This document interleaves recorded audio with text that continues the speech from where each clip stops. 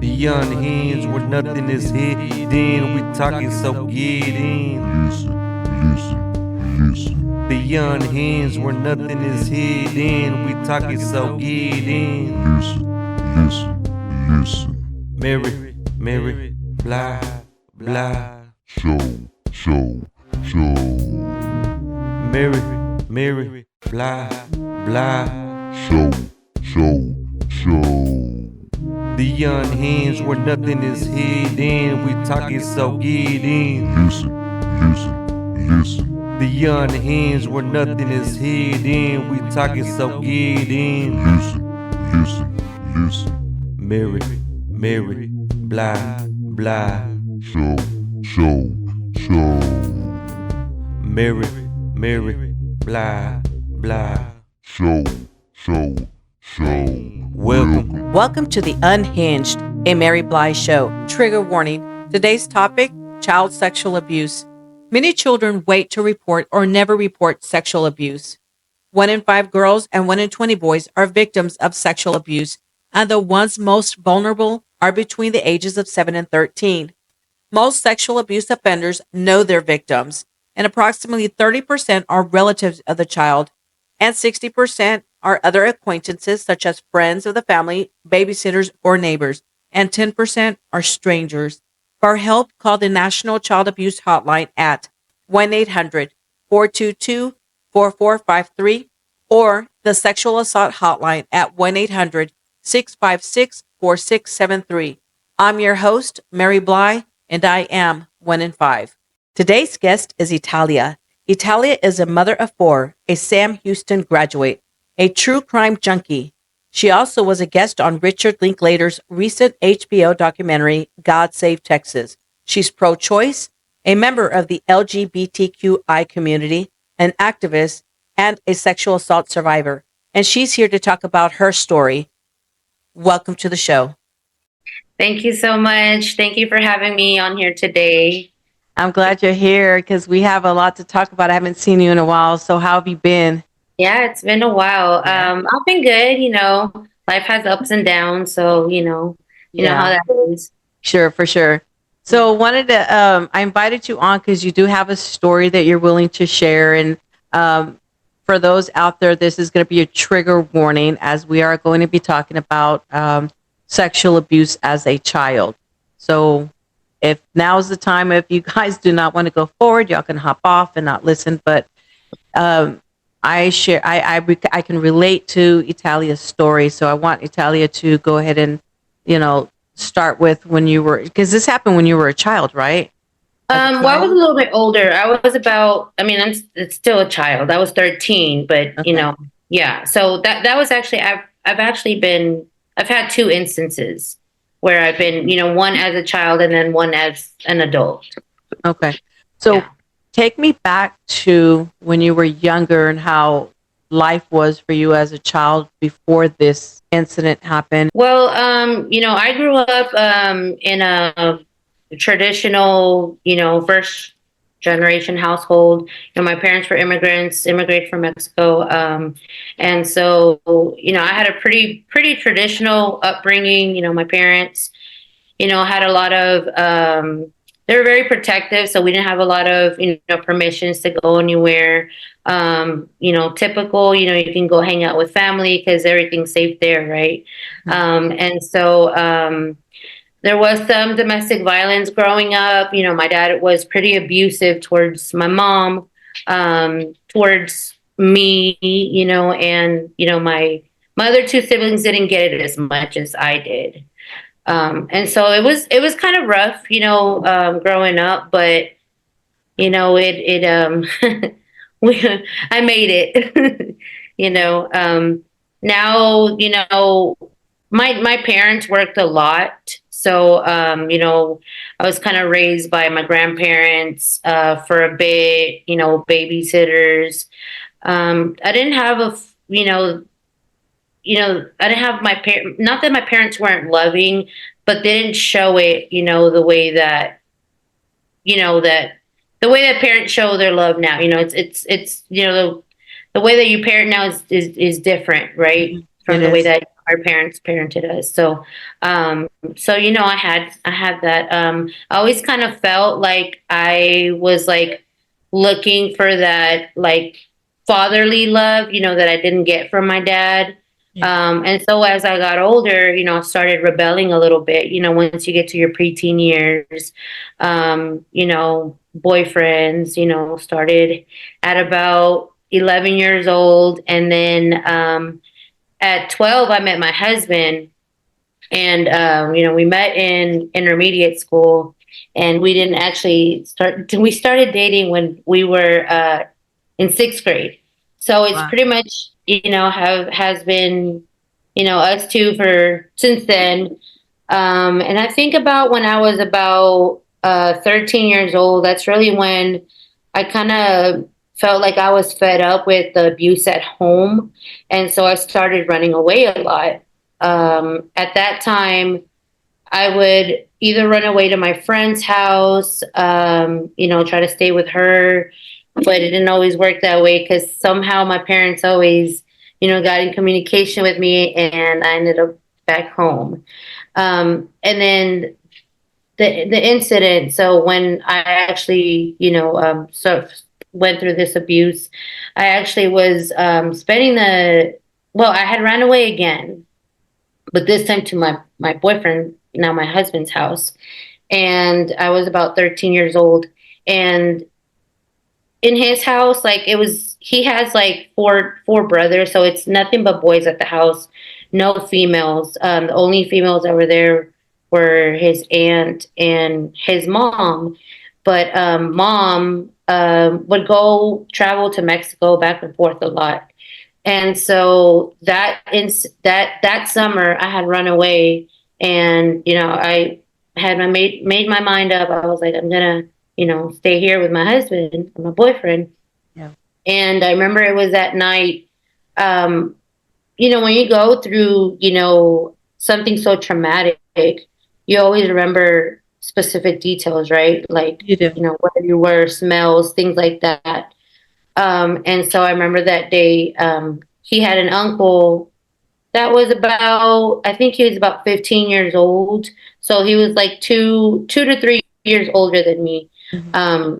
He was still himself a minor, but, older, more mature. And my husband had fell asleep in his room.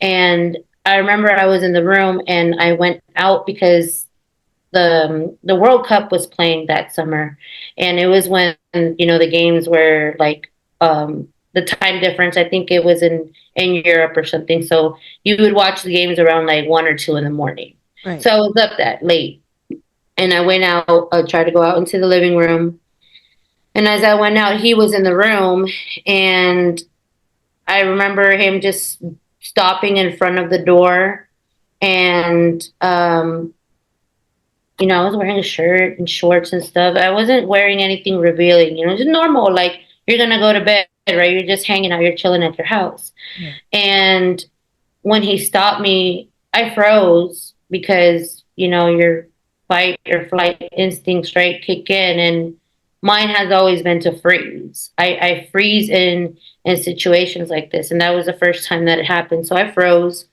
Um, I don't know how much detail you want, but Whatever you're comfortable with, I want you to be comfortable. So, okay. it's whatever you're comfortable with. Okay. So, luckily for me, it didn't go as far as other cases, other situations. He did, reach inside my shorts and, he touched me down there, and I remember I was feeling so scared. I was like, I didn't know what to do. I froze. And I think maybe I tried to like, kind of like backed up a little bit. I don't know why he stopped. I don't know if he heard a noise or what, but he did. And I remember going back to the room after that happened. He left that area where he was at. I went back to my boyfriend's room, and I just remember sobbing, and my boyfriend was asleep, my husband was asleep, and so I tried to wake him up, but I didn't know how to, like, how do you tell someone, that that just happened to you, right? Mhm. Especially, with it being somebody kind of close in age and a family member, Right. you always kind of, the first emotion that comes over you, at least for me, was like shame. I felt like it was my fault, right? Like I must have did something, I didn't say no or whatever, the case is. And so I felt, I don't know, I just felt so ashamed. And so I just cried. I couldn't wake him up to really tell him. And so then I went out to the living room, and I just remember like trying to act like nothing happened. You know, I think it took me maybe like a few months to finally tell my husband what happened, my boyfriend. But when I told him, he didn't respond the way that I expected him to. I kind of felt like he didn't really believe me, and so, it made me feel bad because I'm like, damn, like even, my boyfriend's not believing me or, Right. whatever. And so I didn't really tell anyone what had happened. I kind of, kept it between me and my boyfriend. He knew, my sister knew, but I didn't know how to handle that. Right. And so, fast forward a few years later, I end up finally telling, I think, my mother-in-law what happened, because this is her brother, her younger brother, and So it's your mother-in-law's younger brother. yes, Okay, so that would be your husband's uncle now? yeah, it's his That's uncle. okay. So Yeah, just to clarify for my audience, this back then, this was her boyfriend, who is now her husband's uncle. Okay. yes, All right. yes, So yeah. you told her, was it hard for you to tell her, or is it something that was eating you up inside and you finally were like, I have to tell her? Yeah, because like everybody has always like that his uncle has that type of personality where he's very like outgoing. He can appear very friendly, so he's likable. And it did start like bothering me. I'm like, how can everybody still act, well, nobody knew, right? But how can everybody still like think he's cool, he's this and that? And he did this to me, and he's just acting like normal. And so, yeah, finally I was like, I got to say something. And I was also reluctant to kind of, mention it to his family, because his family doesn't really take things very like well. Like they're very dismissive, Okay. even, when it comes to family. And I think that, I don't know if that's every family, but I know like even in my family, because my husband's family, they're Central Americans, they're from Guatemala. So, Guatemalans and Mexicans are very similar. Right. But in my family, I know in situations where things like this have happened, where we kind of pretend like It like didn't happen. it didn't happen, or like, oh, it was just, your uncle doing this or what, very dismissive behavior, right? So nobody really ever addresses anything. You kind of just sweep it under the rug, and I hate that. And so that's kind of what happened with his family as well. That's Well, that's it also, like in my family. You know, there's just so many secrets that was not told. I mean, I had to find a lot of things out through doing research myself, and it was just like that's the thing of our culture, I guess, is just. Yeah. And I was raised like that. I didn't have like the affection of a father or the mother. It was kind of more like, I mean, I grew up tough because I didn't have that. You know what I'm saying? And I did, like my kids now. Will tell you like I'm tough. I mean, I say I love you and stuff like that, and some of the children like to hug and some don't. And but back then, like I didn't have that either. So I think it's like our culture thing, and Yeah. stuff like this wasn't talked about. You know, Right. and it was kind of more a hush hush. And I feel like on, at least from my side, of what I went through when I was younger, that somebody knew something, Right. and this didn't. I couldn't be the only child that this happened to. And later on in years, I found out I wasn't the only child. But yeah, it's Right. a that's what our and that's what I don't want going forward. Hmm. So how do we break that? But I'll let you Right. finish your story, and then we can get into those things. Yeah. Younger Right. brother. And so again, they were dismissive, kind of like, okay, yeah, I heard what you told me, but nobody ever did anything. Nobody ever talked about it. Nobody ever confronted anyone, and so how do you deal with that? Um, and I hated it because I had to live with this, secret, right? And some people knew, but most people didn't. And I would still have to see him every time he would come around. And I wouldn't speak to him, and he knew, like we both knew, right? Mhm. And he never tried anything after that. Thank God, but we just kept bumping into each other until finally one day, I told my husband, I'm like, I gotta say something to him because like it's not okay. And now that we're older, more stuff came out to light that he has done to other women, and so I felt like, man, I need to address it for myself, Yeah. because you feel so like chained up with that, shame and that thing that happened to you that, it's like for me, I felt like I had to confront him about it because I would always see him. And so I did one day. I was like, hey, I just wanted to let you know what you did to me wasn't okay.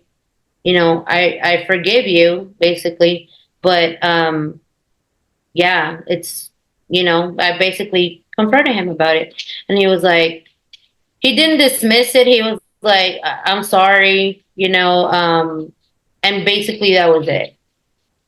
So I haven't really had, too much interaction with him anymore, because, again, he's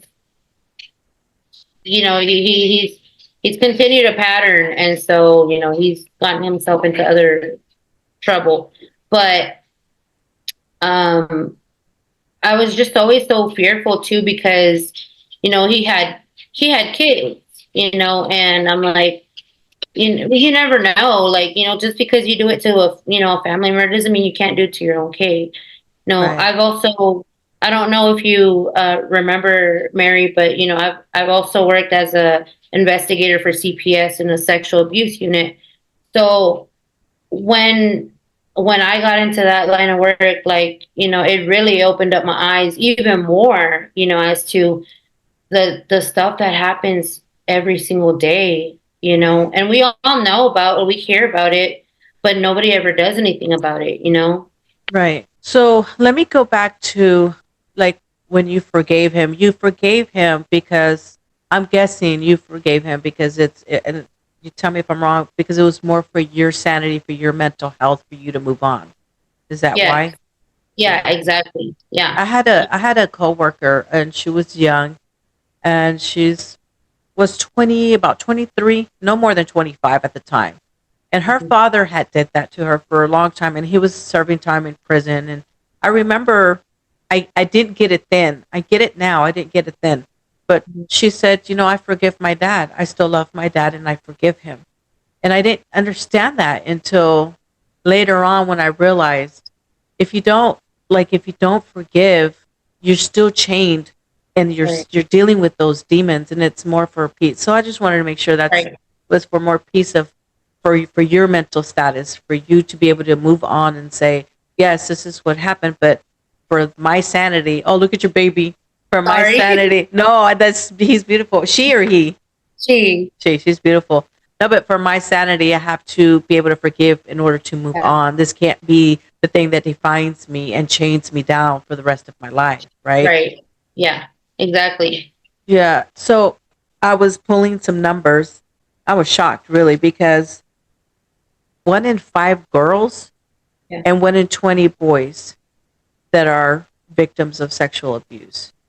37 million adult survivors of child sexual abuse in the USA today. 37 million.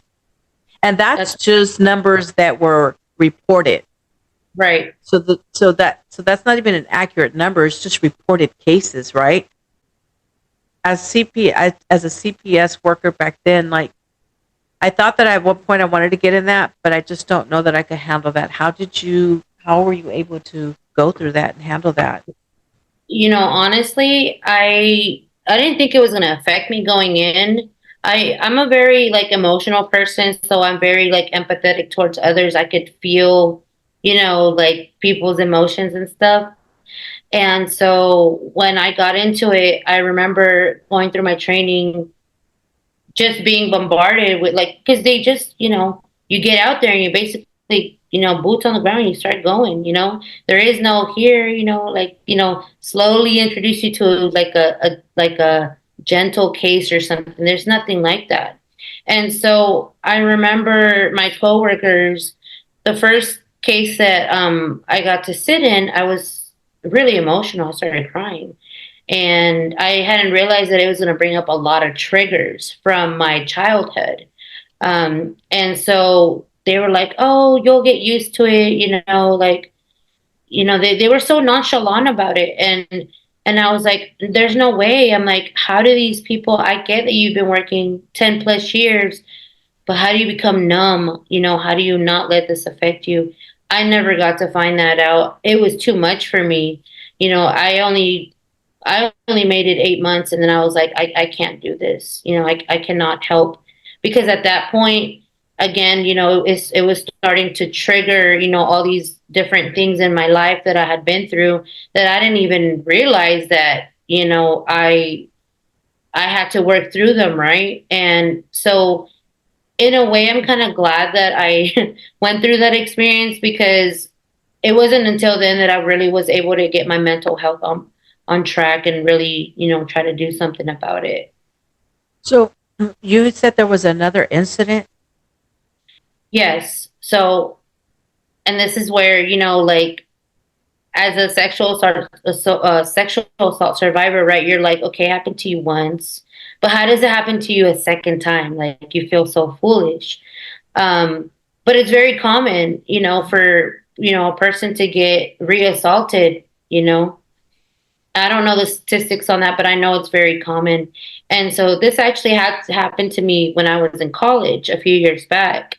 Um, I had a coworker that I was talking to. It was a male, and he was going through he was trying to get a job working in the prison as a laundry officer, and so, or food service. It was something. So he was like, "Hey, why don't we go to the library and study?" I was like, "Okay, that's cool," because I had finals. And so, we got a little room. I wasn't thinking anything bad. I wasn't there. I was strictly there just to study. And that's not what he had, a different agenda.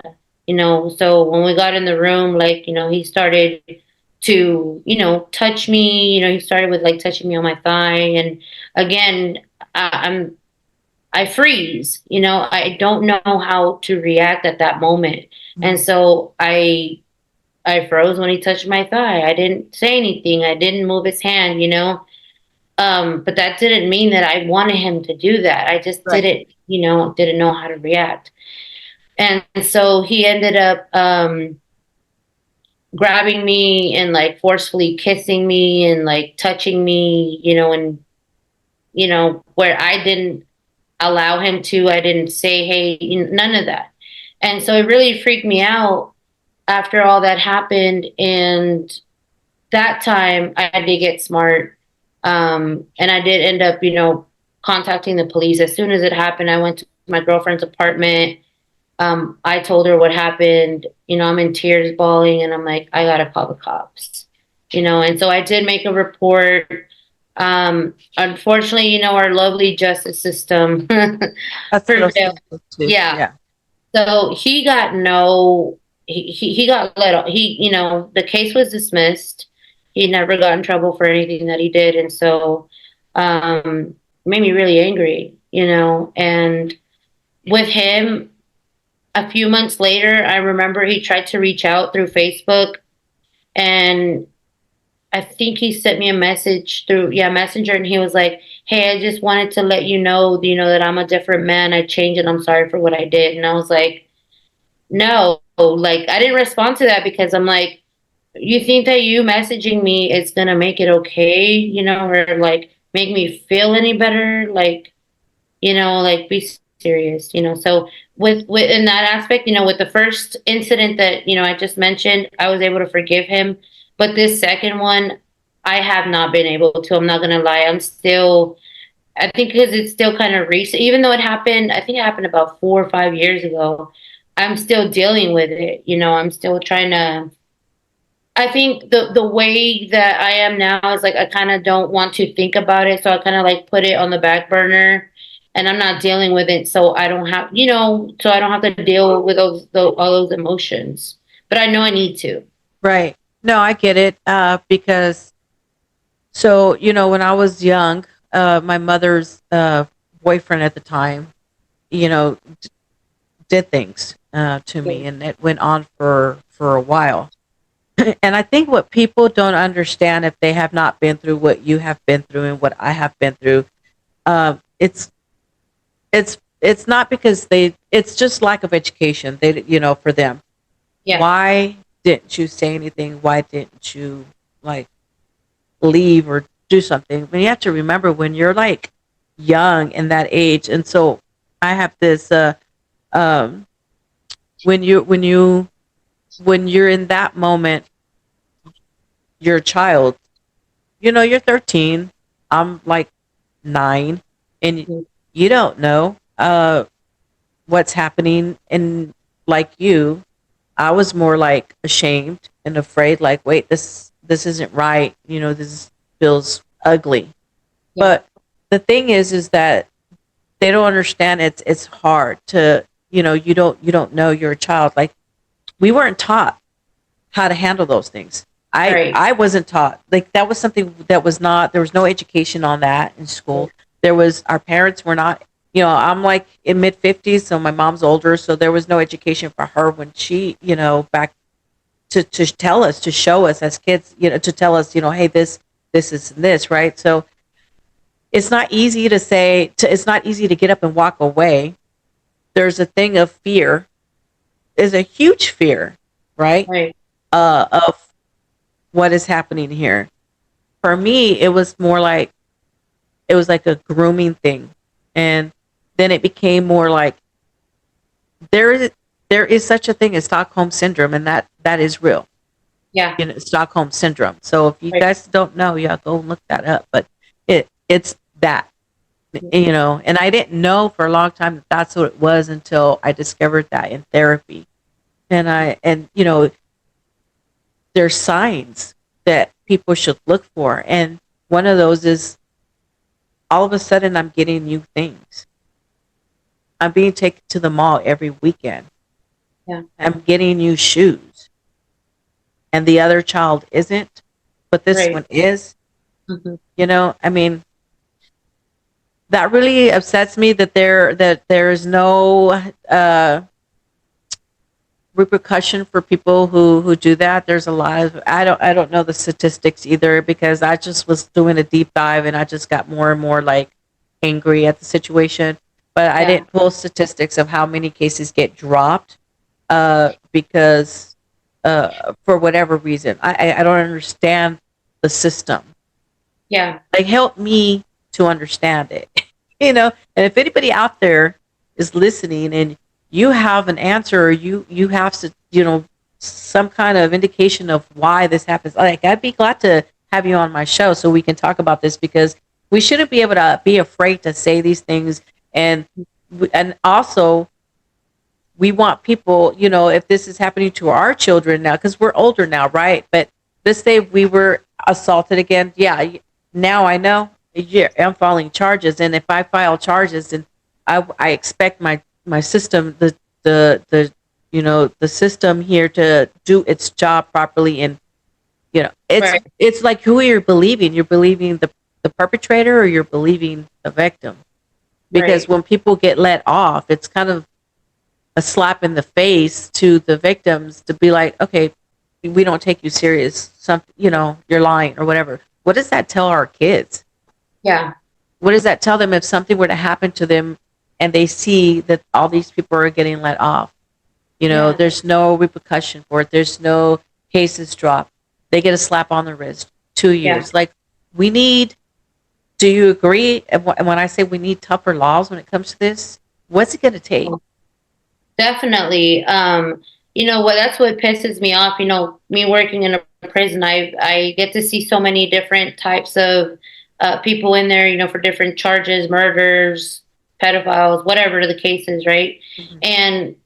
And what makes me so angry is that I have seen people with sentences for drug charges, for trafficking. And I get, yes, they hurt people too, in a sense, but how can a drug trafficker get more time than somebody that is molesting a child, that is doing something to a child, or anybody, with like special needs, even the elderly, anybody that fits in those special populations, they get, like you said, a slap on the wrist, or they get a few years, they're back out, depending on if it's their first offense, right? If the first time getting caught. And so these people, to me, they cannot be rehabilitated. Like, there's something, I'm not a psychologist, I have a minor in psychology, but I'm not going to sit here and say, I know exactly why people do what they do. But, to me, there is no fixing. There's something wrong in their brain, the way it's wired, and they're just going to continue, they're going to continue doing it. It's just, it's a fact, and So you don't think if rehabilitation of any kind would help? I don't think no, so either. I can not, respect that. Okay. yeah, not for those types of people, because again, it's like, it to me, it's like they have a sexual preference, Mhm.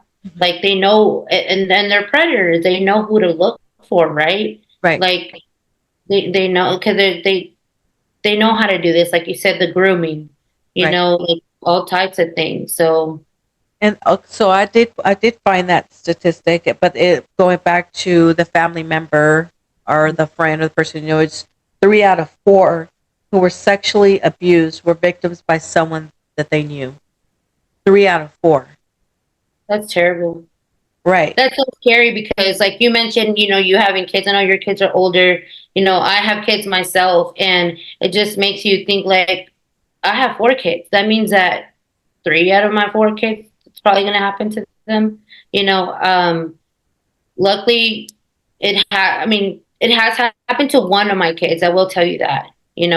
But the other ones, luckily, nothing has happened to them, and I hope it stays that way. But it just goes to show you, like you said, it's like 3 out of 4. That's way too many people. Right. So speaking of kids, how do you, knowing what you've been through and stuff, right? Have you had a talk with them? Do you talk with them and educate them about, those things?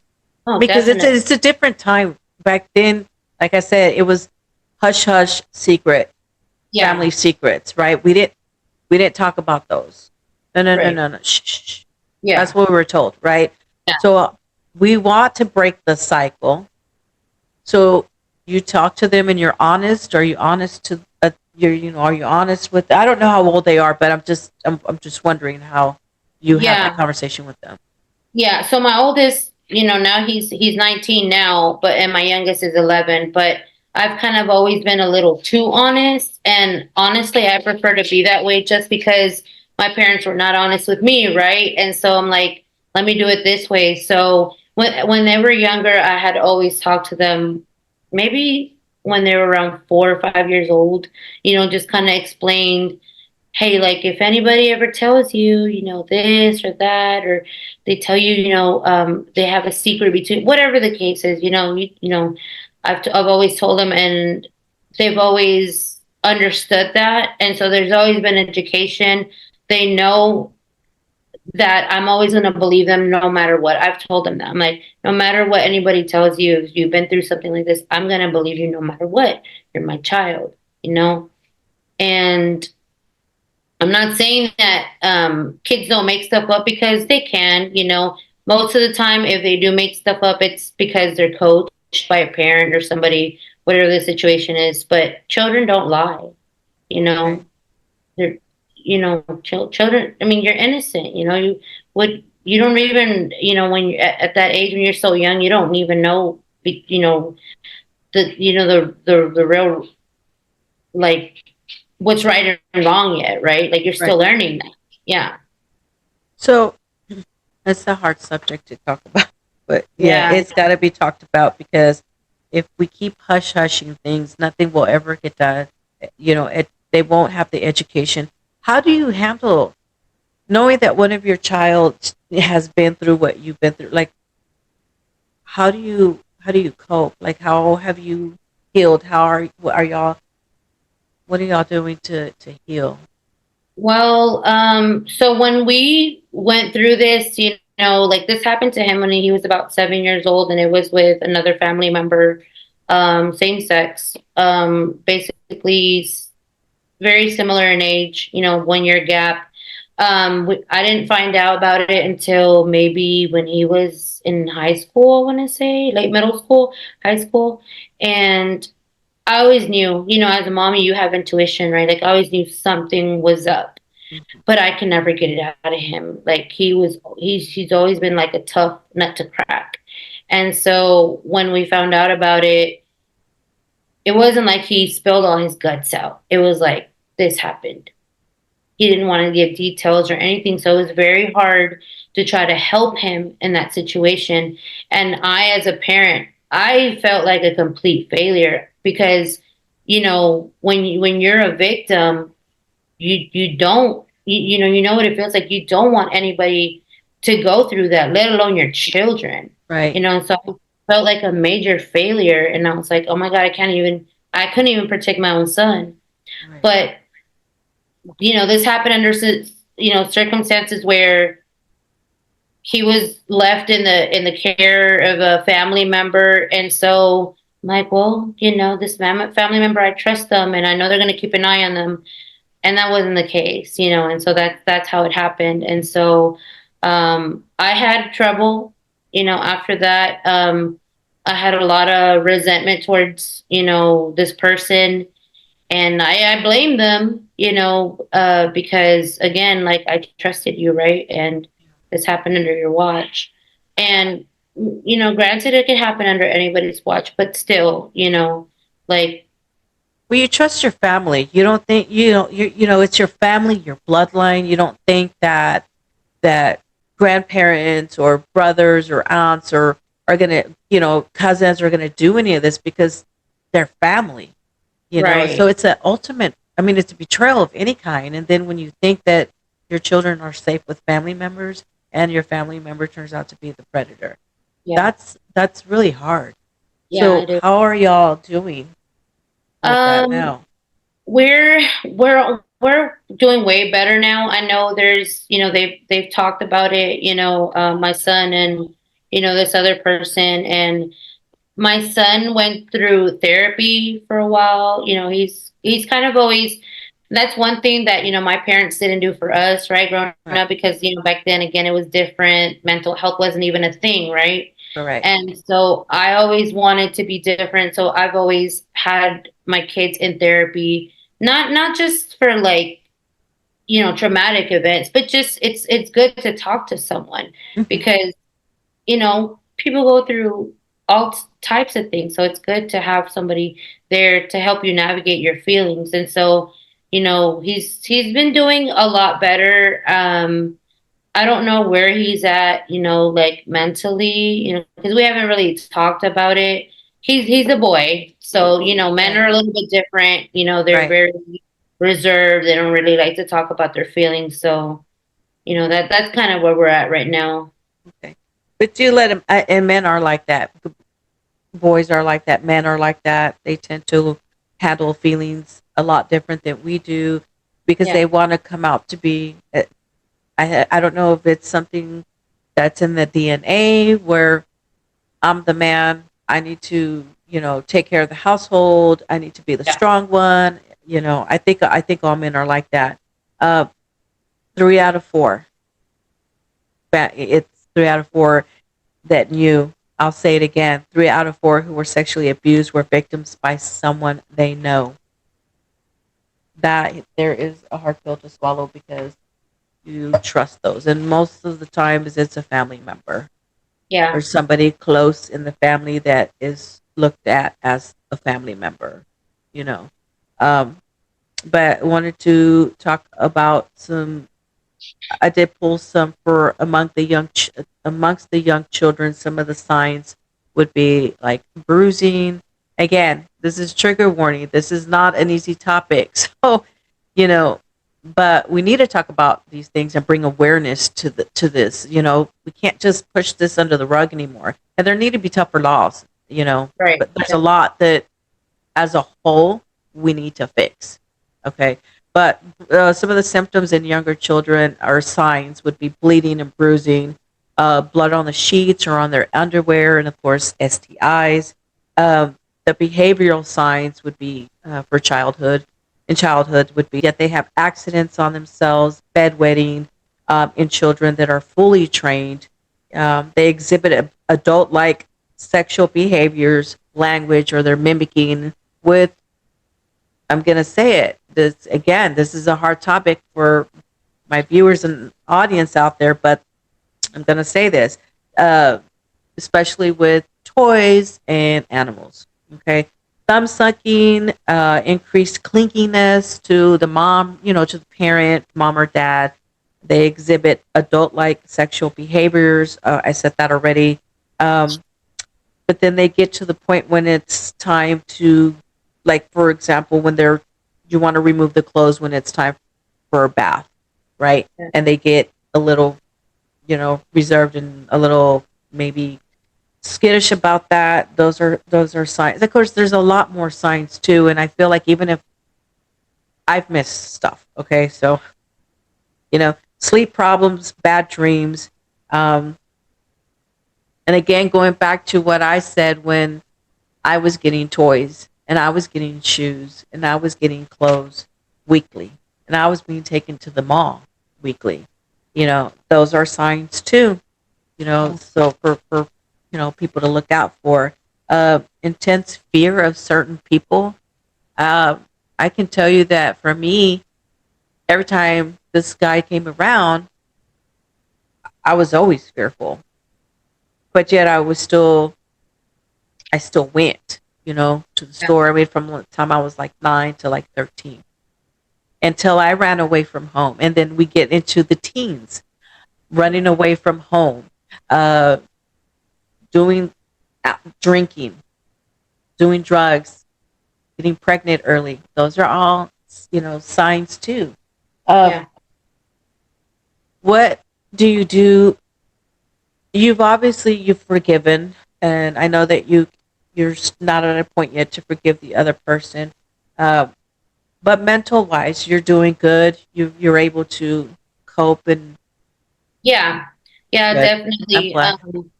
Yeah, I've gone to, therapy myself too, and I've tried to, well, I have talked about it a little bit, but again, like healing is a process, right? Yeah, And nobody ever really knows how long, it takes to heal, right? Everybody's healing journey is also different. correct. Um, and so for now, I think I'm in a good headspace. I got other stuff going on, so I don't think about it. It's not a trigger for me at this time.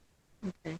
So and then you were also, well, before we go on to the next thing, because I wanted to ask you about a documentary, but um, what would you tell parents?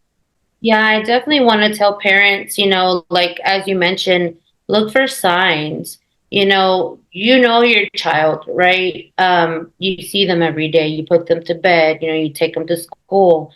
As a parent, I feel like even dads, you could have that intuition where something may not be right.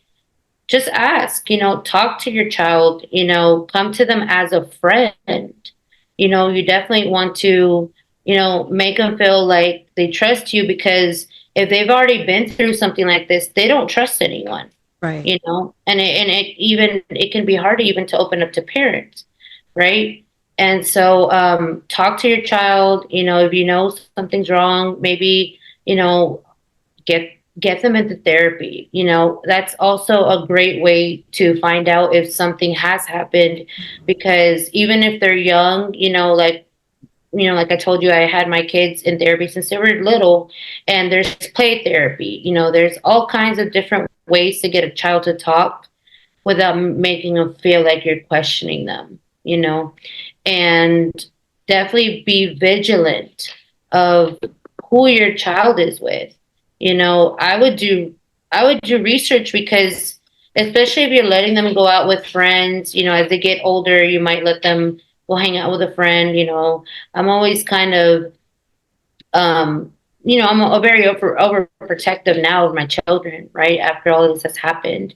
And so I kind of always question, like, who are they, what do they do, you know. I like try to always find out a little bit more about who they are.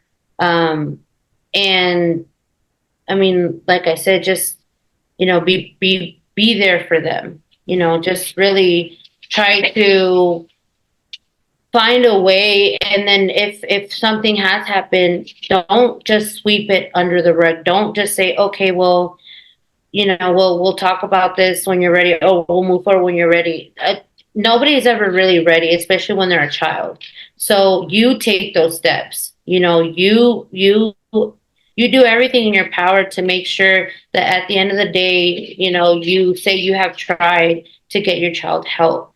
Right? It's really up to the person, right? Whether how they heal. Again, healing can take a long time, you know, sometimes. And so it's just important to really just have, like, you know, have resources available too. And if you know that if your child has gone through something like this, talking to somebody that has also been through it, because they can also help you navigate, you know, whether if you know, pressing charges, or, you know, how to go about it the legal way and things like that. Yeah, I think that's important for people, for parents, that if they know there's a change in the behavior and they've seen some of the symptoms or signs, to definitely Yeah. get help. Because if you don't, I feel like as I feel like this: if the child is coming to you, right, and has said something to you, let's say that there's a child who is brave enough to come and say, so and so touched me, and the parent doesn't do anything and kind of just waits around, or kind of just says, okay, we'll talk about it later. There's no trust. The Right. child came to you and told you this, and you're not doing something like right now. Like, I Right. know as a child, sometimes right now can't happen this moment, but let them, reassure them, okay, you know, this is, like, let them see that you're doing something to make this, like, you're calling, making calls, you know, this is what the plan is. Talk to them and say, this is what the plan is, this is what I'm going to do, I believe you. I feel like if they just brush them off and say, okay, we'll talk about it a little later, or I need time to process, like, the child loses trust. Right. And we don't want that, right? We want children to be able to trust the adults, because we are the adults and we should be their voice. You know, this child, whether they're 4, 5, 6, 15, 17, we are their voice. If we don't hear them, who's going to hear who's going to hear them? And Right. they're not going to have no trust in no one. And then what? Then we have another problem, because then they're going to possibly bottle that up. That's going to mess with their mental state. Now they're going to have adolescent issues or any kind of issues, and then how do they express that? You know, they may go out and commit crimes. They may go out and you never know. It's one thing, one domino effect that goes to a big problem. So we're their voice, and I'm Right. telling everybody now, you as the adult, and someone comes to you with this, do not brush this off. You have to take that at face value and be like, okay, this child is telling me this is what's happening. Then we need to figure out what we need to do. What are our next steps? There are resources. I'm going to post them at the end of the video. I'll post those resources so people can reach out. And like you said, there to help people navigate this. I mean, this just cannot be what we talk about and then be like done with it. You Yeah. know, we're done with that. Okay, we're done Right. with that. That was something that happened back then with us, and it was brushed and put under the rug. And now I'm dealing with family secrets from like whatever, right? We can't do that to our future generation. Is what I'm saying. Yeah. We Yeah. need to be their voice. And I don't know, people, politicians and stuff out there. I'm calling all y'all out. You know, city officials and all that. There has to be some kind of change in this legal system that protects victims. You know, that have gone through this or going through this. We need to do a better job Yeah. of holding people accountable when this is brought to an official's attention. And I Right. feel like we lack that. Yes. I'm going to probably be a target.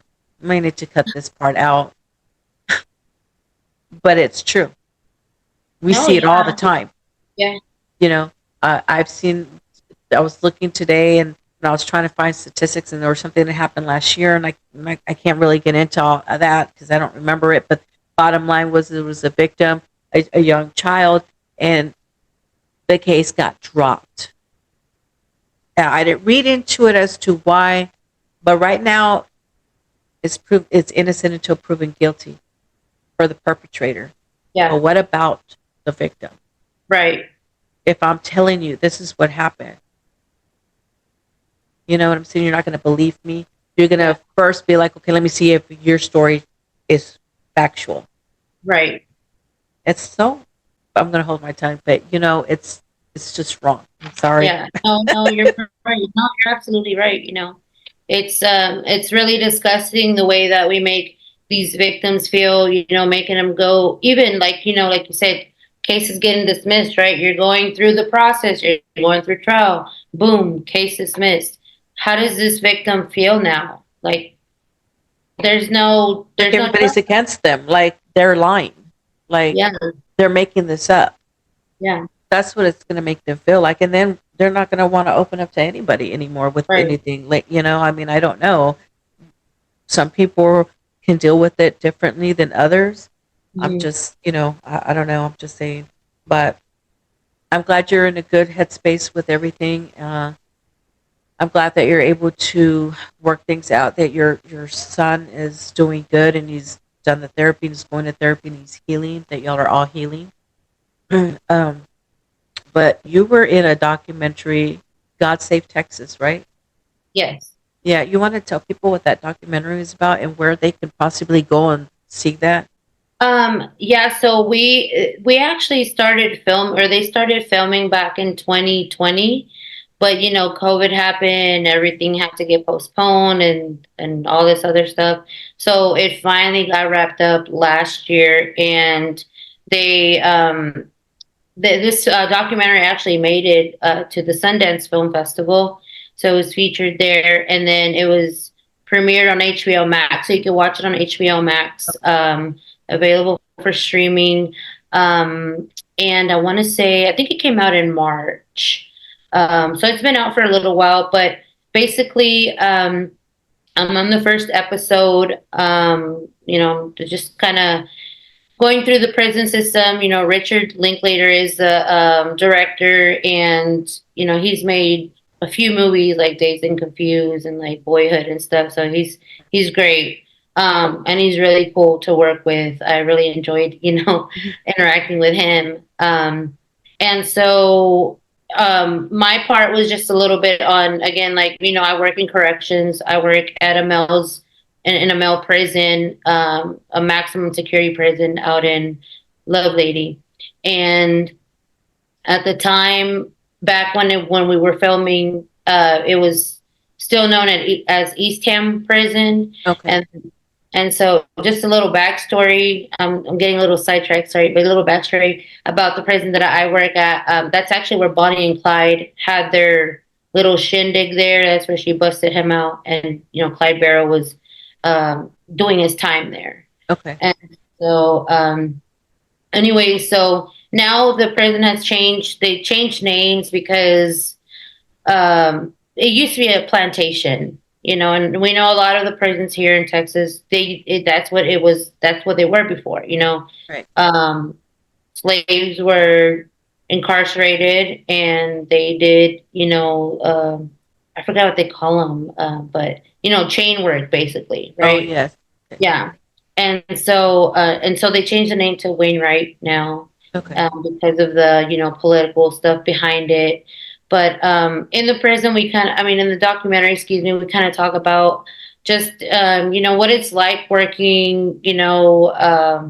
For me, as a female, it's a little different because in a way, we kind of like you kind of have, I hate to say this, you kind of have an advantage being a female working in a male's prison because you kind of bring out like a motherly role, and so as far like in my prison, we still control, the structure there, and so they listen, for the most part, right? It's not like these other units, like if you know anything about prisons like Beto and like Clements, those are like what we call Oh, rock yeah. units, yeah, and they're pretty, the inmates run it there, so Right. yeah, So but going to the prison, oh, I didn't mean to cut you off, but going no. to you working in a maximum security prison with all males, how do you protect yourself in there? Well, about the only thing that we have for protection is pepper spray, and it's not like the pepper spray that you get, in the store. It's a little bit more potent, but when you're inside working in the prison, you're not allowed to have a weapon on you unless you're outside Right. working. Then you will have a weapon on you, depending on where you're working. So that's about the only thing. I work general population, so I work with like minimum custody. We do have medium custody. We have ad seg. I don't work that. That's too boring for me. I hate to say the word boring, but there's less work entailed in that. But it is more dangerous because you are dealing with G4s, people that are not that they're locked up 24/7. They don't come out except for a shower and recreation. That's it. For an hour break. Yeah. Yeah. And so yeah, I don't deal with all that. But that doesn't mean that, what I do isn't dangerous either, But it's just a different custody levels, that's all. Do you ever worry like if that anything would happen to you in there? I have been assaulted. I say assaulted once by an inmate. I don't really want to get into the details of that assault, but regardless, there was bodily fluids that were thrown my way, and so that is considered, assault against. Assault. Yeah, and so that's probably like the worst thing that's ever happened to me. But I do worry, especially now, because we're so severely understaffed, and I'm not gonna. I can't go into too much detail because I don't want to get in trouble, Okay. But I will Well, say, listen, you don't have to tell me all that because I was in the system myself. I mean, I yeah, was not in the male system, but I know, yeah, I was a resident of the state yeah, of Texas in the Department of Criminal right, Justice, okay, in yeah, TDC. yeah, So I know how it goes. So yeah, I don't want you to say anything that's going to get. yeah. Yeah. And it's not like I'm saying anything that, can't be corroborated. Like everybody knows, like Mhm. not just my prison, but all the prisons throughout Texas are understaffed, and Yeah. um, that's because of the leadership, to be honest, the leadership that we're under. A lot is changing throughout TDC, it's changed a lot from maybe when you were in, a resident. Yeah. Um, it's a lot more I want to say inmate friendly, as Oh, far okay. as like now they have tablets, right? Like, What? yeah, they have Are you serious? tablets. Okay, Yes. look, I did old school back in the day when you still could smoke cigarettes in there. We had no damn tablets, and our only form of communication was snail mail. Yeah, There was no phone and tablets. Are you serious? I'm Okay, very that's gonna have to be another topic because I have to wrap my brain around that. How does that happen? How Um, I don't tablets to know. do what? Well, I don't know whose idea it was. Well, the whole thing was because now what they do is, you mentioned snail mail, right? There Yeah. is no more snail mail. They got rid of that because they say that a lot of drugs come in through the mail, right? We know that's partly true.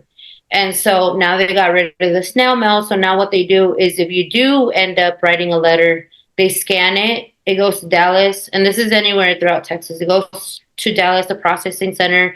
It gets scanned and it gets sent to their tablet. So now they have everything on their tablets. They can play games, listen to music. And I'm talking about all kinds like illicit music, games that you like, they're like kid games where you like shoot animals, shoot stuff, but I'm like, they're still pretty violent games. um, so yeah, they have access to everything, and phone calls. Nobody really gets on the phone anymore. They make their phone calls through their tablet, and it's Well, just it's changing. It's changing a lot. Those I think the tablets rolled. I think they everybody got them about 2 years ago. I want to say. Um, But what's changing? So the further changes is now that TDCJ wants to move into rehabilitation, or so they say, and so they want to start. I don't know when this is going to happen, but they're going to bring couches into the day rooms now, like real couches. Yeah, they're going to so have. I'm gonna let you finish, but I got some stuff to say on that. Okay. Couches. Okay. Um, PlayStations are coming as well. Yeah. So and it's again, I hate to use the word inmate friendly, but it is everything is moving like geared towards them, which is good. I get what they're trying to do, but I just don't see this working. So this is my opinion. Well, damn, it just makes it more easier for people who are out here who are committing crimes to be like, okay, and what? I'm gonna get a tablet. Yeah, I can have my freedom there. I'm gonna have couches in the day room. I can play video games, listen to whatever kind of music I want to listen to, eat 3 meals a day, soak up AC. Well, I don't know how the ACs are working right now, but you know what I'm saying. And yeah, be like, and I don't have to pay bills. I don't have to right. pay rent. I don't have to pay light. I don't have to worry Mhm. about none of that. It's just making it easy for the people who are out here committing crimes to be like, okay, and what? Right. I mean, you're going to take my freedom away, but are you really taking my freedom away? I'm just going to have a new address, but I'm still going to have all the amenities I can Yeah, have out here, but without having to pay bills, light, and yeah, whatever. I mean, yeah, you're going to go work out in the host squad or whatever in the yard or wherever you're going to work yeah, at. But are you serious? Boy, times yeah. have changed. I've been living under a rock because I had no idea this was going on. Yes, yes. I So get it. When you were telling me, I was picturing it. I can see where, okay, if we give them this is a whole nother topic from what we were talking about yeah, earlier, but it's, you work in the system, so that's why I brought it up. But I get it too. When you were saying it, I can see that where some of them, will be appreciative of that and be modeled role yeah, citizens in the prison system. For somebody who was, selling drugs, right? And it maybe not even a lot, but you still get put in there. Okay. mhm, Um, I can see where that might work for some, but is it going to really work for everybody? right. Yeah, That's my thing. Those are yeah. just my opinions. I don't know if what rhyme or reason or anything. I'm just saying this is what my opinion is. Um, but that's crazy to me. Yeah, we're living in some crazy times, and I mean, like I said, I feel like nothing against like people having you know I think it's good. Tablets are good because it keeps it like you have to realize too. Some of these people have been locked up since I don't know the 70s or earlier than that. Jeez. They've never seen a tablet, and so it kind of helps them navigate and get in touch with the world. Mhm. Um, and so it's helpful if that person does get out, because now they've learned how to use technology, right? But Right. if they never get out, then what's the point? You're just rewarding them. And my thing is, you do a crime, you're going in the penitentiary. It's called a penitentiary for a reason, to do your penance, to pay for your crime. You're not there to get rewarded. And that's what we're doing, is we're rewarding them with things. And yes, we can take them away, right? When they get a case, you lose privileges, right? Yeah. But at the end of the day, like, what are we really teaching? What kind of rehabilitation are we doing? I don't know, because it doesn't sound like rehabilitation, other than a way to keep the inmates busy and not create issues in the system. The people out here still committing their crimes be like, okay, Yeah. I'm gonna get, I got busted, but guess what? It's not gonna be bad going in there. For some of these people out here, like that I know of, and I'm not gonna talk too much about them because I do know them and I know what they're about. But I've had a few of them that have gotten caught doing what they were doing, and they're serving time, and it's better in there for them than out here because they were literally living out in the streets. So Yeah. now we're giving them 3 meals a day, a place to have tablets and be comfortable watching television in the rec room and all this other stuff. And it's kind of like, is that really what we're doing? Like, what is it that, how is it? This is my question to anybody out there who knows. How is it going to rehabilitate them? That's crazy to me. Yeah. I had, okay, well, I had no idea, but Yeah. that's So crazy. But I will say this: I looked forward to receiving the mail, calling out, you know, people's names, like, oh no, getting those pictures from your family. yeah. I enjoyed those. That was something that a lot of us inmates looked forward to. Yeah. When we got mail call. You know what I'm saying? And now you're giving me my mail on a tablet. Where's the Yeah. paper at? You know what I'm saying? Right. And to Right. write, like I would write my mom and stuff, I would draw on the envelopes, and she loved that stuff. You know what I'm saying? Dang, we don't Yeah, you can do. handkerchiefs that we would draw on. Like I would mail those out, and do them as gifts to like my family, whatever. And that's not happening now in the system. That's Yeah. crazy. Yeah. A They got lot has tablets. changed. That's crazy. Yeah, it's changing, constantly changing. Well, I Yeah. mean, I'm not going back, so I'm just saying. Yeah, I'm good right here where I'm at. But Yeah. I feel like there needs to be rehabilitation. I agree. There has to be some rehabilitation uh, for people that I don't really know about like the child molestations, the rape and murder, the torture, and all that. I don't know. That's far. That's way too far reach for me. But Mhm. people that are uh, drugs, DWIs, um, stuff like that. There should be rehabilitation. Right. Rehabilitation. Hell, there should be really rehabilitation for everybody. I don't know. You know what I'm saying? But Yeah, definitely. going back to something you said a while back, and it made me it remember I when you talked about, and then I'll be done with it. But when you talked about how can that you're in the system and you've seen people with drug charges that have more years than somebody who assaulted someone or molested someone or whatever the case was. So for me, the judge told me, and the reason why I got a high sentence, two high sentences of what I got was because, and this was back then, but he Yeah. says, because I was like, what? I was shocked, at the sentence that I got for my drug Yeah. charges. And it was because he said, you're killing thousands of people, at one time. That's crazy. Yeah. Yeah. Italia, man, first of all, I'm so happy that you came on. I see your stuff and I didn't know you sang. Don't think I forgot that. We'll bring that up. I'd love to have you back on. We'll talk about that.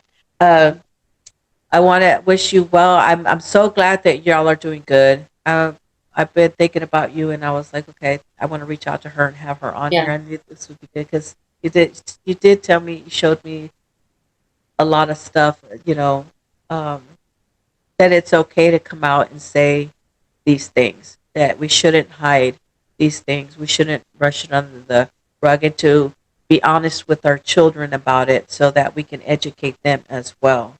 Um, Yeah. and definitely the advice out there, people, please, uh, this is coming from someone who's been through it and who's had a child go through it. And then me, myself, who's come through it, has gone through that as well. So I want to thank you for being on the show and sharing your story with us. I will post the links to some of the resources for people out there. It was a great conversation. So, Italia, I'd like to welcome you to the Unhinged, a Mary Blige show. Until the next conversation. Thank Thank you. you. Thank you so much for having me. It was definitely a pleasure. You're welcome. Thanks so much. The unhinged where nothing is hidden. We talking so get in. Listen. The unhinged where nothing is hidden. We talking so get in. Listen. Mary, blah, blah. Show. Mary, blah, blah. Show. The unhinged where nothing is hidden. We talking so get in. Listen. The unhinged where nothing is hidden. We talking so get in. Listen. Mary, blah, blah. Show. Mary, blah, blah. Show. Welcome